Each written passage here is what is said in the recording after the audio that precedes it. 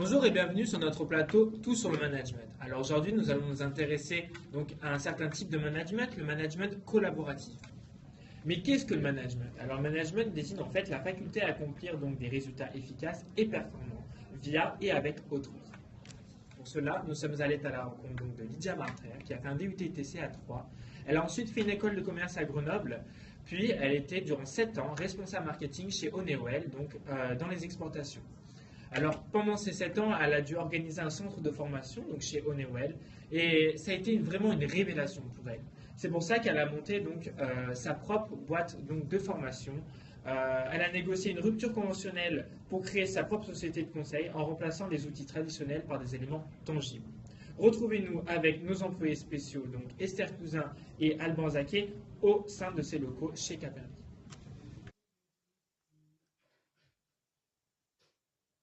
Donc j'ai négocié un départ, j'ai mis un an à négocier mon départ, je suis partie en rupture conventionnelle avec l'idée de monter ma structure qui accompagnerait les organisations à communiquer différemment en interne. Voilà, à communiquer, alors soit quand on veut sensibiliser, parce qu'en interne, dans les grands groupes, dès qu'on veut mettre en place, je sais pas moi, des nouvelles procédures ou former à quoi que ce soit, bah, qu'est-ce qu'on fait? On fait un super PowerPoint, on met tout le monde assis, puis on dit si vous avez des questions, n'hésitez pas. Mais... des questions, bon. Et puis quand bien même tu poses une question, ça reste du verbal et du écrit. Alors qu'on sait maintenant, dans les neurosciences ont quand même vachement avancé là-dessus, que l'apprentissage ou la mémorisation ou l'appropriation d'un message, il ne se fait pas essentiellement avec du verbal et du écrit. C'est 10-20% de rétention d'un message si c'est juste écrit. Si vous regardez une vidéo, vous voyez bien que vous allez plus facilement retenir. Si vous pratiquez, en regardant une vidéo ou avec un mix, vous allez être encore plus capable de retenir et d'approprier le message.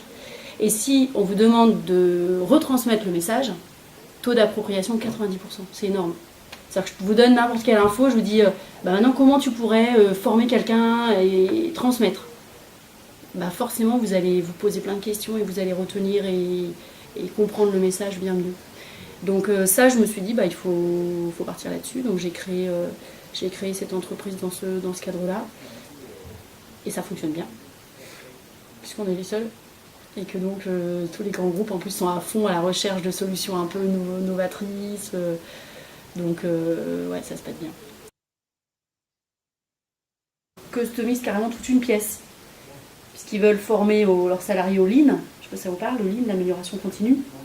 Et au lieu de faire juste un PowerPoint comme actuellement, les salariés vont rentrer dans une pièce et vont vivre l'expérience. Qu'est-ce que le Lean? À travers des défis, à travers un jeu, à travers un univers tangible. Donc d'un coup, ça donne une autre... Toi, tu le vis forcément. C'est pas pareil que quand tu es là assis et que tu écoutes le PowerPoint. C'est clair. C'est plus attractif. Donc bien sûr, c'est la différence parce que le monde du conseil, pour l'instant, est très verbal. Oui. Pas du tout dans du tangible et du factuel. Enfin, factuel si, mais pas tangible. Oui. Ouais. Ils sont 120 000, on accompagne 3 000 de leurs 120 000 collaborateurs sur 3 continents.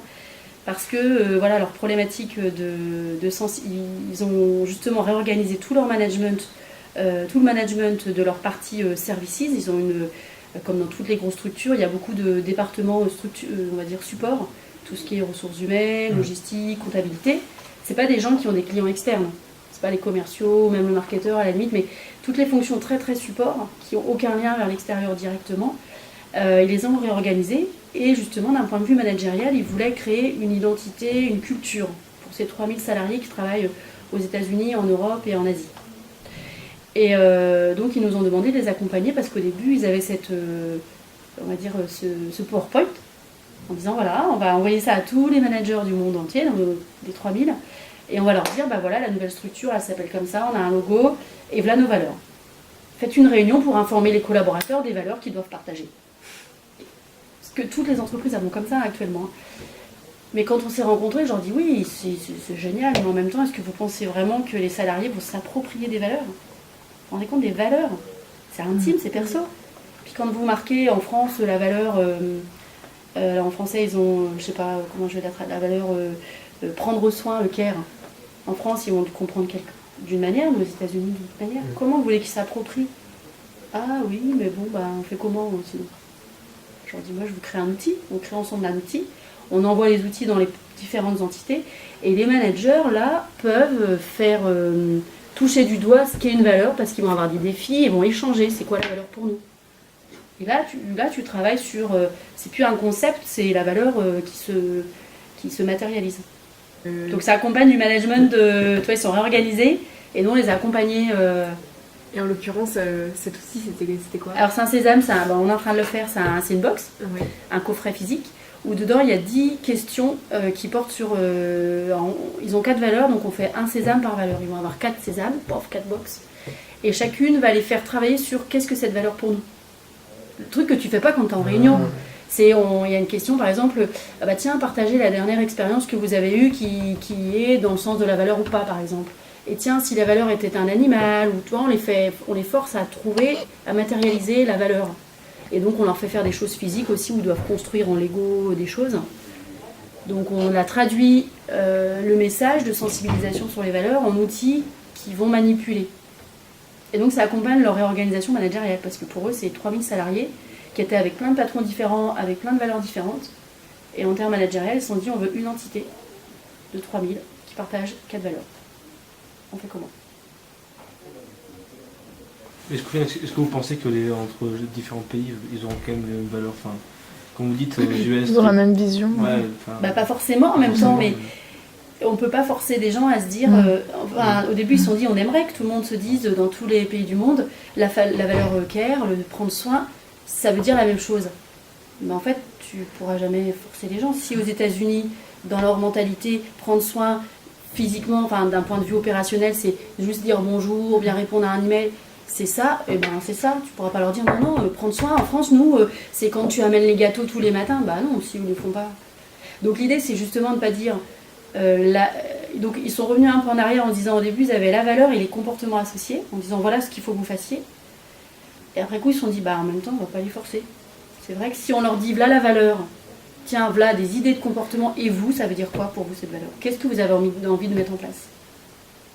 D'un coup, les gens, ils vont le faire, vu que c'est eux qui vont dire, bah, tiens, moi, je pense à ça. Donc l'idée, c'est qu'ils partagent et qu'ils mettent vraiment en place des choses, mais qui leur parlent et qui leur correspondent.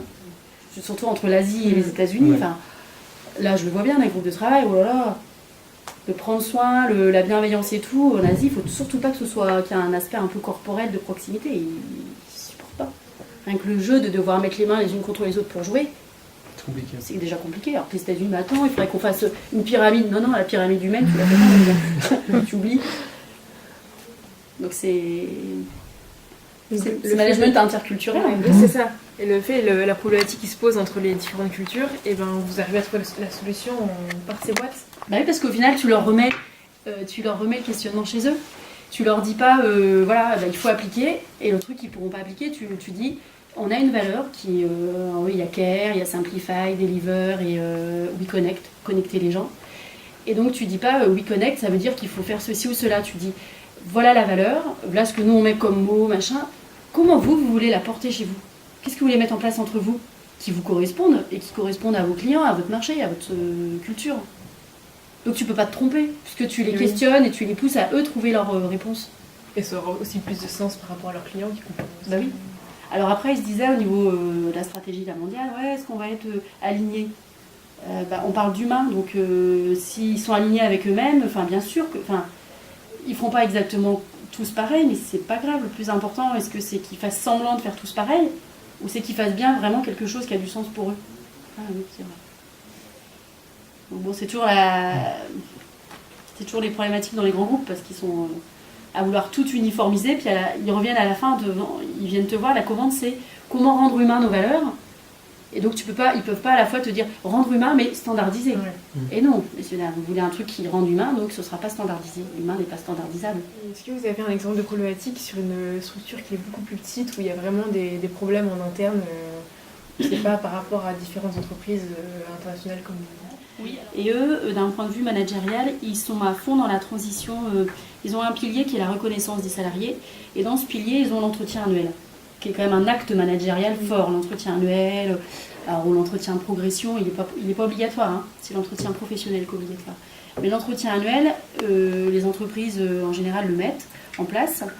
Et là, justement, ils m'ont dit, le truc, c'est que la plupart de nos managers et des collaborateurs pensent qu'ils perdent leur temps pour un entretien annuel. Je vous coupe, mais c'est quoi la différence entre un entretien Annuel et professionnel. Alors, l'entretien professionnel, il est obligatoire, donc il y a une trame précise. Tu dois demander les besoins en formation, il y a plein de choses obligatoires. Et c'est tous les 2 ans que c'est obligatoire. L'entretien annuel, c'est la bonne volonté du manager ou de l'entreprise qui se dit j'ai envie que tous mes collaborateurs puissent de façon annuelle rencontrer leur manager pour échanger, j'en suis où dans mes objectifs, est-ce que j'ai des objectifs déjà, voir l'année passée, l'année à venir, comment tu te sens personnellement, les évolutions, les formations aussi, et puis pourquoi pas le salaire. Donc ça, c'est pas une obligation, mais en général, les entreprises le font. Et là, leur souci, c'était de se dire, on a envoyé la trame de l'entretien annuel, donc ils ont un beau guide de toutes les questions qu'il faut poser, qu'on peut poser. Mais en fait, les salariés comme les managers trouvent qu'ils perdent leur temps parce qu'en gros, ils pourraient le remplir par ordinateur, le renvoyer et ça ferait la même chose. Donc ils se sont dit, on a un peu loupé le coche parce qu'on voulait un entretien humain, un truc... et au final, ils font l'acte administratif de remplir le document, mais ils ne parlent pas trop, pour la plupart. Donc ils m'ont dit, comment on pourrait faire ? Je dis, si on mettait en place un outil, un petit Sésame par hasard, par exemple. Et donc moi j'aurais proposé sur la durée, ils m'ont dit non, on fait une convention. Et justement on a décidé que ce serait le sujet, l'entretien annuel. Et on pensait leur faire une présentation de pourquoi il faut faire l'entretien annuel. J'aurais dit c'est cool, mais en fait ils vont tous faire semblant de vous écouter, puis ils vont faire comme d'habitude, en quoi ça va les aider quoi. Alors ils ont bonne conscience de faire ça, hein. Ils se disent qu'est-ce qu'on peut faire d'autre. Et donc j'aurais dit sinon on fait un atelier et on les fait travailler par petits groupes. Donc on a développé un Sésame, c'est une plus grosse boîte, sur mesure qu'on a co-développé avec leurs collaborateurs. Et donc demain on a formé des référents, donc il va y avoir 10 animateurs de 10 groupes, de 10 personnes, et chacun va avoir un gros coffret, et dedans ils vont les faire jouer. Donc là on leur a fait ils sont en train de les monter, les 10 Sésame pour demain. Ils ont une balle parce que par un moment ils lancent une balle entre quelqu'un qui dit un frein à l'entretien annuel, genre ça prend du temps, ça sert à rien. Tu lances à quelqu'un qui doit dire qui doit répondre. Mais non, c'est le seul moment de l'année où tu peux. Donc ils ont des jeux comme ça où ils échangent. Ils ont vraiment des outils aussi qui leur donnent. On leur fait faire aussi des jeux de rôle. Pendant 5 minutes, tu as un collaborateur, tu es le manager, faites un entretien annuel d'une demande d'augmentation, je sais pas quoi. Donc on les fait jouer des jeux de rôle et puis on les fait débriefer entre eux. Et donc il y a des gens qui ont été formés pour les aider là-dedans, pour qu'ils trouvent du sens. C'est bête, mais pour éviter qu'ils fassent juste l'entretien annuel pour faire l'entretien annuel, mais qu'ils voient qu'il y a... Si tu le fais bien, c'est une vraie richesse. Tu crées la relation avec ton collaborateur, tu crées la confiance. Mais du coup, vous basez votre service sur la gamification, ça. Un peu, ouais. Ça. Alors plus ou moins ludique selon les entreprises. Il y a des entreprises qui nous font faire carrément des jeux de plateau. Et là, c'est... Non, il faut que ça reste sérieux. Alors ouvrir des boîtes, oui, mais jouer, non. Donc on leur met dans des petites boîtes avec des outils... c'est pas trop coloré, un peu professionnel. On a fait un IUT de ça avec le projet Carte. En gros, on avait un thème en gros, c'est organiser un challenge karting entre l'entreprise de Valence et les étudiants de Valence, de l'IUT. Ouais. Et en gros, donc, là, on avait un thème, donc la gamification, il fallait faire des ateliers. Et on en a fait un, c'était par exemple c'était l'équipe de 3. Il y avait un parcours lambda sur n'importe quoi sur l'échelle. Ils devaient guider, donc 2 qui devaient guider un à l'aveugle. Cool, ça, pour la coopération. Mais il ne devait pas dire droite ou gauche. Il devait créer un langage par équipe et faire leur truc. C'est fort le coup du langage. Nous on le fait mais sans le langage. J'aime bien l'idée, je la pique. C'est noté que je l'ai piqué bien. Ça arrive. Mais du coup, c'est bien plus. Les pros qui étaient là, ils avaient adhéré. Mais ouais, c'est génial. Nous on le fait, je ne l'ai pas fait personnellement, mais je l'avais fait dans la structure où j'étais. Effectivement, tu as les yeux bandés ou des gens qui sont avec une jambe, chacun une jambe ensemble, et tu dois leur donner des indices, mais avec l'idée de créer son propre langage, c'est encore plus fort. Ouais. C'est ça. Si tu abordes les sujets par quelque chose d'un peu plus ludique, sans dire tout de suite c'est la fête à neuneux, toi, t'es pas obligé de partir dans les délires, mais en restant même dans une salle de réunion, tu peux soit te dire tu projettes un truc, soit faire lever les gens et faire un mind map ou un truc un peu déjà plus visuel, voilà, c'est tout bête. Est-ce que vous pensez que la notion de aussi à la fin de récompense, quand à la fin des jeux, est importante aussi est-ce que c'est challenge, un peu un challenge entre s'il y a différents mini-groupes, est-ce que ça va apporter un peu plus d'attention dans chaque groupe en fait, les gens vont encore plus s'impliquer et... J'ai envie de te dire, ça dépend des gens. On a En général, en neurosciences ou autres, ils ont identifié, c'est pas moi, 4 types de personnalités qui sont, on va dire, selon très introvertis, extravertis, qui ont plutôt peur de leur environnement ou qui ont plutôt super confiance dans leur environnement, qui sont positifs de nature. Et selon ces personnes, si tu tombes sur des gens qui sont plutôt extravertis et qui voient leur environnement comme plutôt un risque, genre en gros c'est souvent des gens qui ont une estampille comme rouge, un peu plutôt les commerciaux, alors eux oui, tu peux leur mettre ce genre de challenge et de récompense. Si tu tombes sur les gens plutôt introvertis, eux tu vas les démotiver, ils vont s'extraire du groupe, parce qu'ils ont envie, plutôt que tout le monde avance ensemble, que ce soit harmonieux et se mettre les uns contre les autres, c'est vraiment pas leur truc. Donc il n'y a pas de réponse. Selon ce que tu veux faire passer comme message, si c'est une force de vente et que tu veux leur inculquer la gamme, oui bien sûr. Si c'est des développeurs en informatique et que tu veux les faire communiquer plus, surtout pas. Ils sont déjà très individualistes. Tu as envie qu'ils comprennent, ce serait plutôt le truc de coopération de tout à l'heure. En faire comprendre que compter ça l'un sur l'autre, c'est chouette. En fait, apprends que l'autre, il est passionné comme toi de guitare. Ah ouais, tiens, ça fait 3 ans qu'on travaille à côté et je ne le savais pas. Donc en fait, ça dépend de l'objectif et des personnalités. Si vous avez entendu parler des entreprises libérées, dans ce courant-là, il y a Valrhona et il y a CPRO. Et eux, ils sont labellisés par un gros label américain qui s'appelle Great Place to Work, GPTW, c'est peut-être vu. Ou il y a un autre organisme qui fait ça, c'est Human Better. Je sais pas comment dire en français, Human Better. Ça sonne bien en anglais, mais en français, ça sonne jamais très bien. Et alors eux, ils labellisent des entreprises pour être labellisés. Ils font un sondage anonyme sur tous les salariés, sur des points de bien-être au travail. Et après, ils demandent à l'entreprise de justifier de tout ce qu'elle a mis comme action en place, donc de faire un rapport de toutes les actions.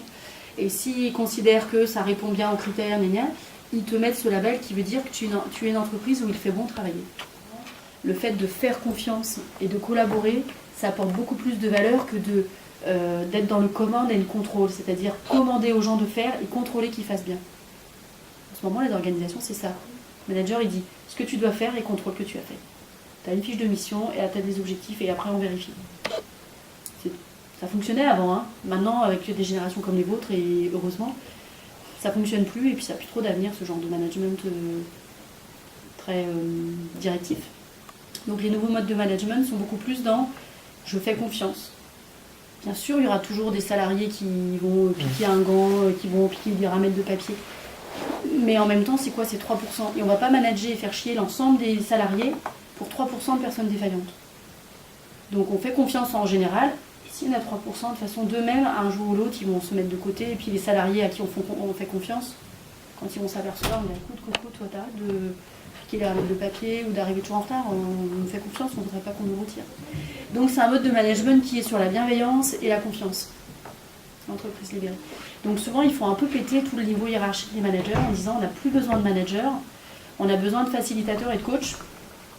Il n'y a plus de gens qui disent comment il faut faire, ce qu'il faut faire et qui contrôlent. Donc c'est des entreprises, on appelle ça, ça se fait pas mal à Paris, sur certaines, même des grands groupes. On dit que, comment ils disent qu'ils font un vote, c'est les roulettes qui votent, parce que c'est souvent dans des grands, ils ont souvent des open space. Et en fait, s'il y a un projet qui te plaît, on ne t'attribue pas un projet ou on ne te force pas. C'est que tu déménages avec ton bureau qui est sur roulette et tu déménages vers le reste du groupe qui porte le projet. Et si pour une raison ou pour une autre le projet n'est pas viable, et ben naturellement les gens vont dire bah tiens je suis moins intéressé. S'ils partent, c'est que le projet n'a pas d'intérêt. Alors qu'avant on faisait des grands plans stratégiques. Alors pour lancer un projet, il faut vérifier la fiabilité technique, humaine, On faisait chez tout le monde à suivre des plans et tout. Et là, ces entreprises, elles font l'inverse. Elles disent, si vous avez une initiative, que vous trouvez assez de salariés disponibles et que vous arrivez à les motiver par votre projet, c'est que le projet il est viable, il est intéressant, bah faites-le. Et donc les gens, ils bougent leur bureau avec leur petite roulette, puis ils se mettent à côté de toi, ils font le projet avec toi. Et donc c'est des entreprises où il fait bon vivre, il fait bon travailler. Certaines entreprises les plus innovantes et avec la plus forte croissance, vous connaissez peut-être 3M, les post-it. 3M, la marque de post-it. Oui. Et ben eux, alors il me semble, mes chiffres, ils ont peut-être 1 an ou 2, mais ils avaient, il y a encore quelques années, il y a peut-être 2 ou 3 ans, 20% de leur temps payé, libre. pour s'inspirer, pour aller à des concerts, aller à des expositions, sortir, aller à des salons, échanger, faire du sport. Parce qu'ils ont compris que leur force à 3M, c'était l'innovation. Et à chaque fois qu'ils ont innové, c'était sur des conneries des salariés. Mais s'ils avaient dit aux salariés, la moindre connerie que vous faites, en gros, vous allez être droit à l'échec 0, un peu comme en France on a, hein, droit à l'échec, surtout tu dis pas. Vous mettez ça sous le tapis, et ben il sera passé à côté quasiment toutes leurs innovations qui sont super lucratives, jackpot là. Et donc maintenant ils se sont mis comme philosophie, le droit à l'échec même ils le revendiquent, c'est même pas un droit, c'est un devoir. Essaye, si tu échoues, bah surtout dis-le, qu'on fasse pas 2 fois la même bêtise, et puis si ton échec ou ton erreur peut nous apprendre quelque chose, et nous faire innover, et ben profitons-en. Le nombre d'innovations qui sont tombées par le Viagra, à l'origine c'était pour soigner une angine. Ils ont voulu développer un médicament pour soigner une angine. Puis ça n'a pas fonctionné, ça a soigné autre chose. Mais nombre d'erreurs super nulles pareil. Donc les entreprises, elles ont 2 façons de faire. Soit tu dis, surtout, si tu échoues, s'il y a un truc qui ne fonctionne pas du premier coup, tu ne le dis pas parce que on va te stigmatiser comme étant un bon à rien. Et donc déjà, les gens, ils n'osent pas essayer. Puis s'ils essayent et qu'ils ratent, oh là là, non, c'est pas moi. Donc ça fait pas mal de conflits. Et de 2, ils passent à côté de sources d'innovation. L'échec, bien sûr, c'est une source d'innovation. Aux États-Unis, quand tu montes ta boîte, si tu dis c'est la première fois que je monte ma boîte, et je dis si j'ai tout réussi, on me dit écoute, tu reviendras quand tu auras un peu échoué parce que là je te fais pas confiance. Tu viens, ça fait 3 fois que je me casse la gueule. Ça veut dire que la 4e va être la bonne. Ils font des conférences, ça s'appelle les fail conf, des conférences où les entrepreneurs viennent expliquer. Et ça, dans le management, c'est vachement important. Si tu as un management qui permet la bienveillance et les droits à l'échec, les équipes elles seront mieux et réellement elles vont délivrer plus. J'ai expérimenté avec les stagiaires de droit à l'échec. Des fois ça coûte un petit peu. Comme tu dirais, imprimer le couvercle du jeu, en dessous. C'est ballot, hein. On en a reçu 1000. Je peux le refaire s'il te plaît. Non mais bon, ça m'est vraiment arrivé. Je me suis vraiment dit, ça arrive, j'aurais pu faire pareil.